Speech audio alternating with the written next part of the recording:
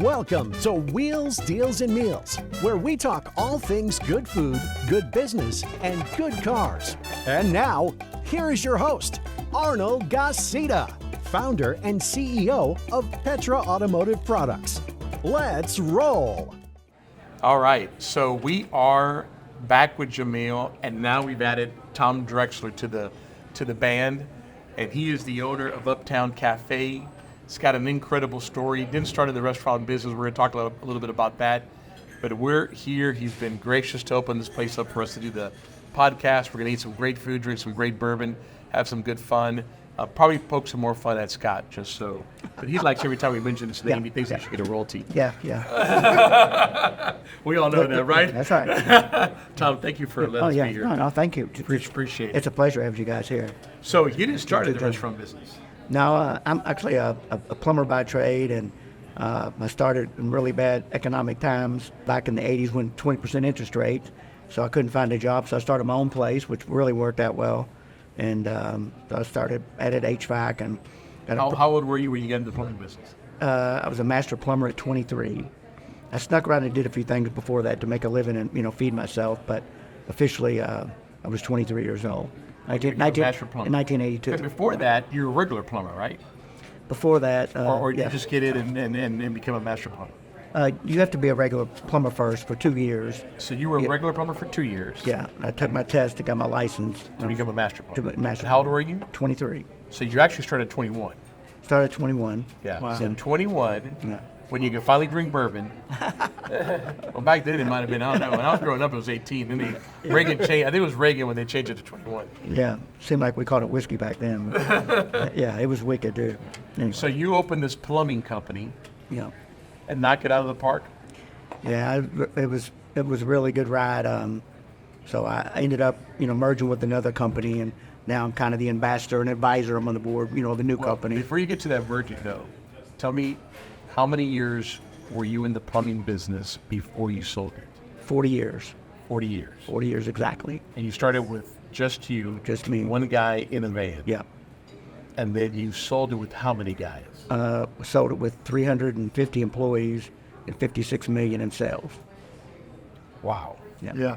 So from a 21-year-old that started in the plumbing business, Yep. that got his master plumbing certificate at 23 Yeah. and a van Yeah. to a nice paycheck. To a nice paycheck. But 40 years. Yeah, it's When 40 you years, say that, we talked about young people dating. I don't want to bash on them because I think there's a lot of good in young people and a lot of them have a good heart. But a lot of them don't understand that you worked your butt off for 40 years before you had the payoff. And so many of them want the payoff like in a year or two. Yeah. Like, how come I'm not president, right? You worked your way through Oric Vacuum, 8 years in J&L before you became president. How come I can't do it in a day or two or a year, right? You probably saw that with young plumbers. Oh, all the time, yeah. All the time. Nobody wants to sweat, pay the price. I mean, it took me 18 years to open my business. I worked for somebody for 18 years before I opened my own business, right? You gotta pay this price that nobody seems to want to pay. You talked about, what was it, the entitled, right? Entitled. Correct. Right, I deserve it. I think one of my biggest struggles running my business, talking from the entitlement standpoint, was a lot of times I would have people that worked for me for a while. They just felt like that a supervisor manager job should automatically be theirs because they looked around and they had been here longer than everyone else. Yeah, not that they missed more days than anyone else, or didn't do a good of a job as anyone else, right. Or had not much leadership ability. But every time when the job opening came around, they would, think they're entitled, and you're like, okay. And then you just sit down and tell them what they need to do different. And sometimes they change, and a few years later they may get that shot. But a lot of times, I think they struggle with that. Listen, I was invited to speak at a college of business graduates, me and two other people, and I was the smallest company of the time. We were talking about billion-dollar company presidents at this event. And we're all talking about how we work Monday through Saturday. One guy said he only took off on Sundays. I told him he was a Chick-fil-A of the industry. You know what I mean? But the kids are freaking out, right? Because we're all of us on stage. We're like, we still work. Correct. 12-hour days. Correct. Phone rings, we're picking it up at 8 o'clock There's at no such night. thing as a full vacation. That's right. There's no We're full working in the vacation. morning. We're checking you're answering emails. That's right. At lunchtime. And they struggle with that. They're like looking at you like you're crazy. You mean out of 4-day work week? Yeah. But Tom has a great, we had the pleasure of sitting on a plane together, and I was trying to pull out as much information as possible. And your mentor. Yeah, I've had a lot of great mentors in my life, and I learned early on that people love to share and they love to help, but you just have to ask, And if you tap people a few times and say, come on, I need you, then usually people love to help, and So what I heard there is you got to put your pride down. Yeah. And ask for help. Correct. And I think what I told Jamil, if I can remember, was it was a company in it was Verizon service companies out in Delaware, Philadelphia area, way bigger than us at the time by far. And the owner, people came and asked them, and they visited their company, but to them it was just they were all goo-goo-eyed about how they ran things and see what they did.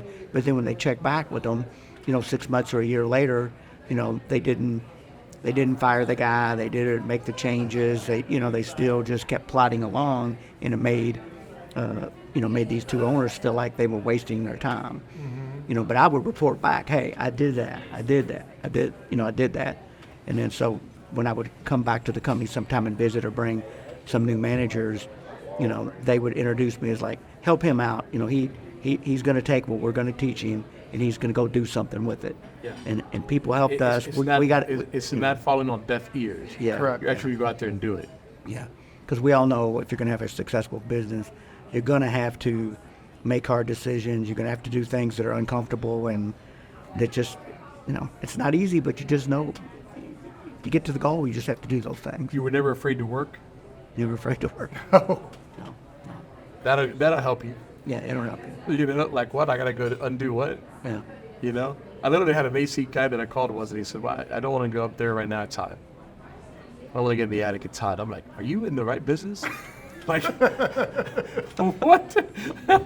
I kid you not. He wanted to come at night because it's too hot in the attic. I was like, okay, let me call somebody else that really wants to get the money. Yeah. So 40 years it is. So you, from the day you started around 40 years, and it was plumbing, but you also grew to AC, right? Yes. Did the AC come after you sold or before you sold? Before we sold. So where, in that 40-year transition, where did you also add AC? Well, we started with plumbing, and then we started doing drain cleaning and sewer repairs with backhoes, and then we added bathroom remodeling. We come and gut your bathroom out and do that. And then we added HVAC and plumbing in 2013, about 10 years before I sold. But by the time I sold, the HVAC had almost caught up with the plumbing. I think HVAC is a big business. Yeah. I know in Houston, we talked about that off camera, but it's a hot place. AC goes out. I mean, they can literally, if they can fix your AC, you're like, here's the check, just whatever you want to charge me, just give me air conditioning. You have a couple sweaty nights, and you're willing to pay whatever you want. Yeah. Well, it's that way here in Kentucky, where in the Ohio Valley, and it's humid here, and if your furnace goes out, you can plug one in, or maybe turn on the fireplace, or put on a jacket. But when it gets hot and it's humid outside, what do you want? Who can come first? I don't care what. And then your wife's the guy. She's like, "Are you gonna fix this AC or not?" I had a busted pipe. You're not negotiating with a There's no busted negotiations. It's like, well, no, let me think about it. It's definitely the 911 business, but it's been great. So good for you, Tom. We talked about karma and stuff, but I do think that God blesses, people that do things right. Yeah. And that's not just do this right. I think you can make mistakes, and there's mercy and grace, but I do think that hard work is the blessing to be able to have the business and the blessing to be able to go work it is a blessing that should not be taken lightly, and you should enjoy it. The alternative is not good. Yeah. Right?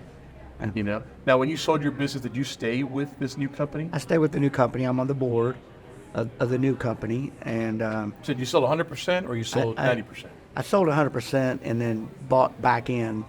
So I put in about a third when I've got back into it. So I'm the largest individual investor in Newco. In the And how big are they now? 600 or 700 million total sales. Wow. In how many states? In about 12 different states. Texas too? Texas too. Houston too? No, not Houston. Yeah, Brother, you got to come to Houston. yeah, I need you in Houston. yeah. I saw an ad. There was a company in Houston for sale today. So There you go. Let's go. Because I'm telling you, man, maybe I can help you out with that. But we need you. We need you to use that. I need to know a good AC guy that said, Tom, I need to get my AC fixed. yeah. So what got you in the restaurant business? Just a weak moment, I guess. This little restaurant cafe. My wife and I, it was our Cheers, our favorite place. For probably about 5 years before we bought it, and we came, once every week or 2 weeks. And one day, it was busy. It seemed successful, and just we loved it in our neighborhood. I've been here since 1985, and one day on Facebook, the owner put out a Facebook post and just said, sorry to all the loyal customers, but we're going to be closing around Thanksgiving. And it was in 2020 during COVID when, open, close, you could see a little bit of people and all the different rules. And so we came in a few days later, and I talked to her and just said, I'm sorry to hear that. I'm just curious why. She said, Tom, I'm kind of burnt out. My mom and my parents started this restaurant, another restaurant, and I've kind of kept it going as a labor of love. And she said, I have a special needs daughter who's the most wonderful person on the planet, and I just don't spend enough time with her. So, totally, respect her. We're still, good friends today. And she comes in and all that. And I just asked her, I said, what does the staff want to do? She goes, none of the staff has ever gotten a job yet because they don't want to leave, and they're hoping something will happen. So, my wife and I talked about it, and I thought it would be easier than it was. Like, I built this big business. I come in this little restaurant, and You're like, I got this. I got this. The margins are here. There's no 911 where people are throwing money because they're hot. And there's a lot of great competition in our town, but we're doing well and have a lot of fun with it. But I saw your eyes get watered up when you talked about the dollar. Yeah. You did the right thing. Yeah. So I know that was probably more motivational than how much money am I going to make in the restaurant, right? It was your place, your Cheers, yeah. but at the same time, you were helping somebody spend time with their daughter, Yeah. which is, sometimes we do that, sometimes we do that. There's a lot of people that really love this place too, and we've been thanked so many times with the gift cards and letter. And my wife and I, we kind of sit up, in the bar area a lot, and people will come up to us and say, you all Mr. Drexler? And they would say, we will really want to thank you for reopening or, keeping the restaurant, Uptown alive. And we'll go, okay, that's fine. They go, no, really, It's I our mean Cheers. it, I love it here, I got engaged here, or this is where I went to prom, or just, I don't know, just all these stories, so we get thanked a lot, and that does feel good. Have you changed the menu since you got here?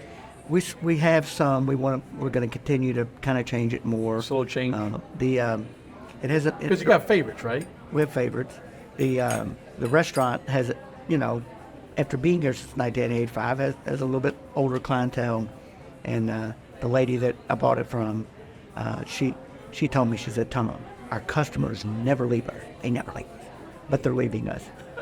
So for you to be successful, you're going to have to backfill with some younger customers. So anyway, there's an evolution of customers, right? You got to make sure you're always bringing that. As people get older in any business, right? Yeah. You got to bring the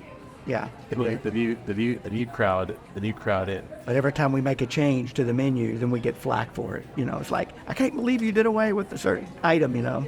Well, we only sold 4 a month, We interviewed the owner of Steak 48, and customers get a little bit set in their ways. If you look at that interview, he talks about French fries. They put it in this, like porcelain thing, and so they decided we're not going to put it in there, right? We'll just put it on the plate. And people were like, "Well, you changed the fries." No, we didn't change the fries. We just put it in a different container. And people are like, "Well, change." So they had to go back Fries will taste the same. because people want, they get Right. set it there. This is the restaurant I come in. This is the way the fries have always been, and it is. Well, Tom, what do we have here? By the way, before we start, we're not doing good at the drinks. This is an old fashioned. Yeah. Yeah. They make a Old-fashioned. great old fashioned. Yeah. This is a barrel aged old fashioned. Barreled aged. Yeah. Okay. Oh, that's so good. But I got to finish this too. Yeah. So this is a Jaeger schnitzel. It's a German dish, and it's a, breaded pork tenderloin that sautéed and has a bourbon brown spicy sauce, and sour cream that we put with it. Homemade mashed potatoes made fresh every day. This is a Kentucky hot brown. Before you go there, let's say this, but I told you this before, and I'm going to tell you again. AC plumber guy, but you're getting into this food thing, because you're like you even have the movements and the little drizzle, and the little, pretty soon, you'll be doing the bam, Yeah. Yeah. Wow. All right, let's cut this up and let's try it. All right. Then we'll move into the next dish. So is this a popular dish here? Yes, it is. It's number 2 bestseller. Our number 1 is actually a chicken piccata that we didn't bring out today, but. I'll get some of this. Get a little mashed potato here. Pass this down. Perfect. Jamil, do you live far from here? About 20 minutes. How about you, Tom? About 10 minutes. 10 minutes? Yeah, maybe. Yeah, if that Yeah, because this was your place. So you was my place. This is in our same neighborhood. All right, let's try this. It's in the bubble. Yeah.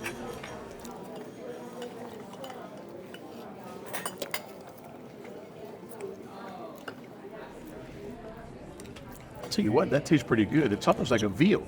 Yeah. It's pork, but it almost tastes like a veal, The sauce is good. like a breaded veal. It's a bourbon sauce. And it's What's your favorite when you come here, Tom? Like when you did not own the restaurant, what did Tom have all the time? this was my favorite dish when I came here. Yeah? The Jaeger schnitzel. And my wife's was the piccata, ironically. And after we bought it, we felt like that we needed to start trying, everything. And then, wow, everything was pretty good, So we constantly, trying our new dishes. And Tom, how many kids do R&D. you have? I have 2 kids, a 21-year-old son and a 25-year-old daughter. Are they in any of the business? They both worked off and on at the plumbing business.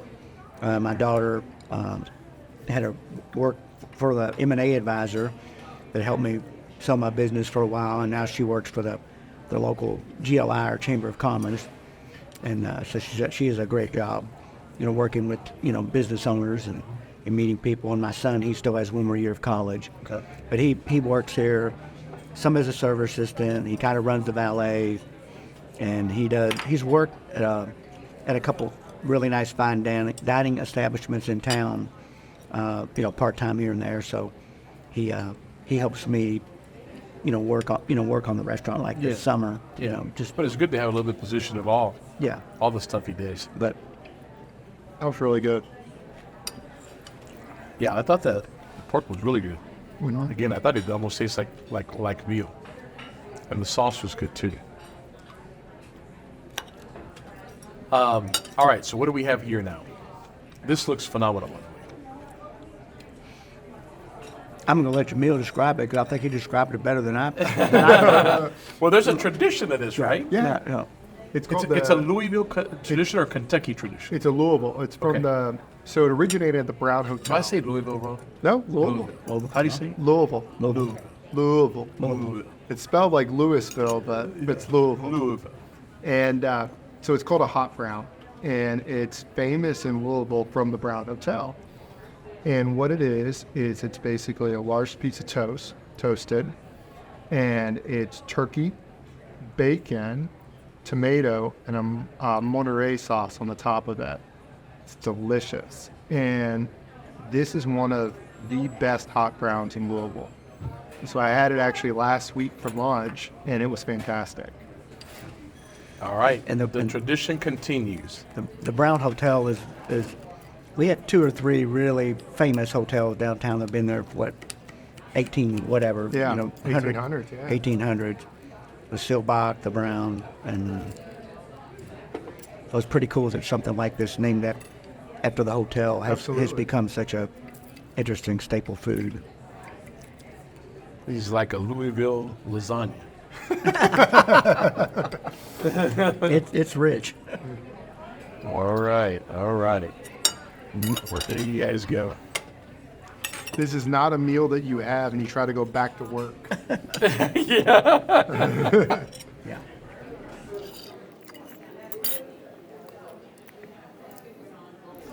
Tom, when you buy some AC business in Houston, we'll also take you to some restaurants in Houston. It's a big food you tell you. I bet they have a lot of good ones.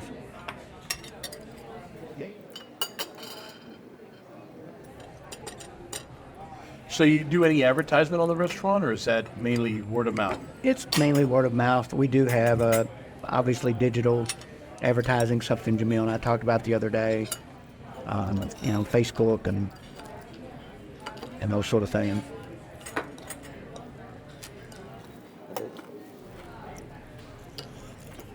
We have special events where we have, you know, wine tastings or, you know, dinners. Okay, so far this is my favorite. It's good, isn't it? I mean, bacon, cheese, turkey. I mean, you know, we're not going to go wrong here. No. It's delicious. One thing I noticed about your restaurant is immediately when you pull up, there's somebody out there reading you. And I thought that was fantastic. The staff here is really phenomenal. Yeah. And when you walk in, you got that great bourbon bar. Mm-hmm. I mean, it's a full bar, but you definitely have 180, did you say? 180 different bourbons? And that's impressive. Was that there already? No, You created it. we created that. Because it's a bourbon town, Tom. I mean, it's a bourbon. Now, I think we You had, got to have bourbon when people come in. I think we had about 20 when we took over. Are you a bourbon guy? Yeah, I love bourbon. And It's sad when people like rum.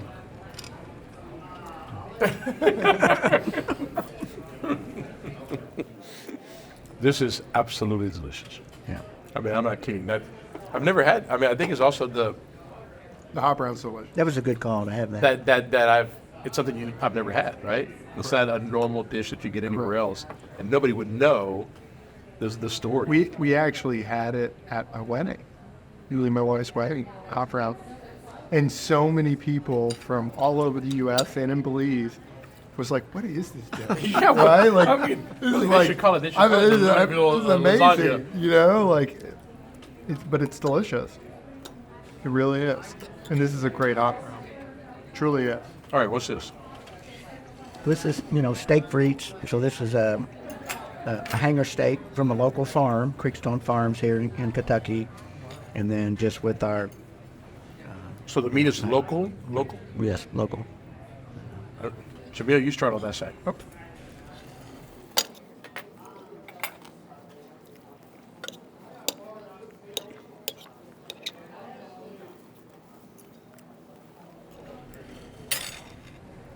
That looks good. So is steak a big thing here at the restaurant? Well, when we took over, to be honest, we didn't have steak. We had some fillets, medallions, you know, that kind of had like some different sauce on them. And that's something we're experimenting and introducing. Trying to add to it. To try to add to. Do you give, like, when customers come in and you're introducing them, do you let them try it? How do you get a customer to get a plate that maybe they've never ordered or has never been on the menu?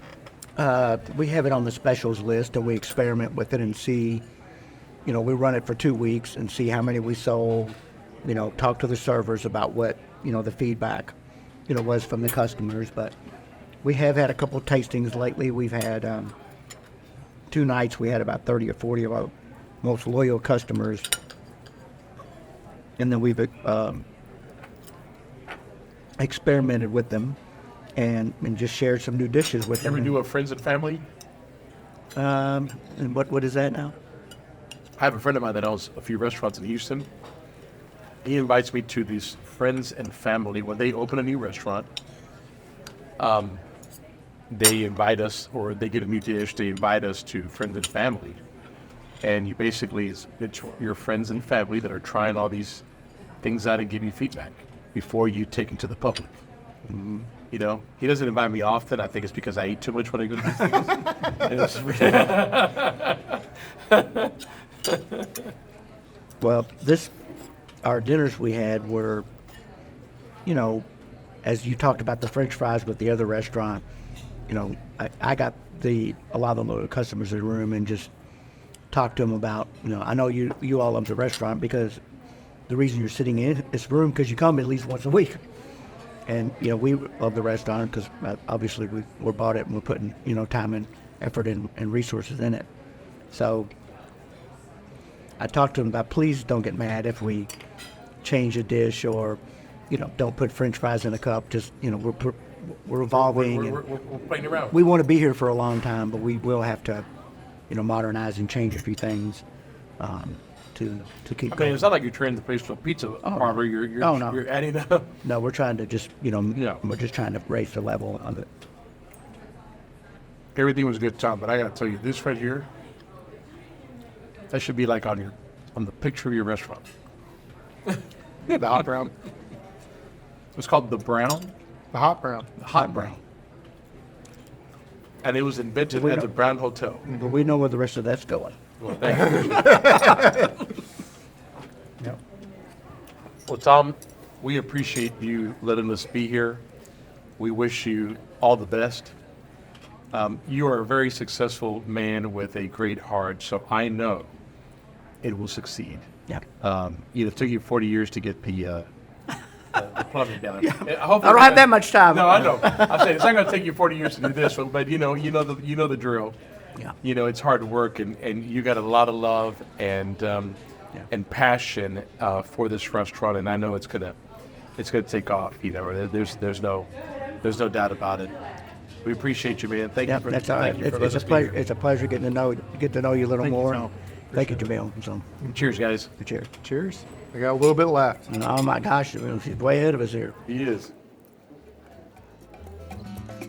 Thank you for listening to Wheels, Deals, and Meals, your main source for all things good and fun, business, food, and cars.